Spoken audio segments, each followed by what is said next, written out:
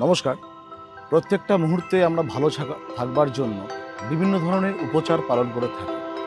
আজকের এই উপচারটি থাকবে বিশেষ করে যারা শিক্ষার্থী, যারা বিভিন্ন রকমের পরীক্ষাগুলো দিচ্ছেন, উচ্চ বিদ্যার ক্ষেত্রে, উচ্চশিক্ষার ক্ষেত্রে কিংবা যে কোনো ধরনের প্রবেশিকামূলক যে কোনো সোমবার দিন অথবা বৃহস্পতিবার দিন ময়ূরের পালক দশকর্মা দোকানে পাওয়া যায়।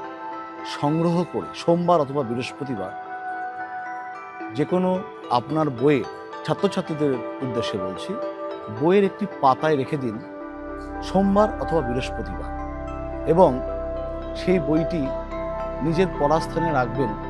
প্রথম দিন সেই বইটির উদ্দেশ্যে একটি ধূপকাঠি জ্বালাবেন, একদিনই জ্বালাবেন, এবং বইয়ের মধ্যে সেই ময়ূরের পালক থেকে যাবে। করে দেখুন, বিদ্যায় মনোনিবেশ বাড়বে, বিদ্যায় সফলতা অবশ্যই বাড়বে। করে দেখুন, ভালো থাকবেন।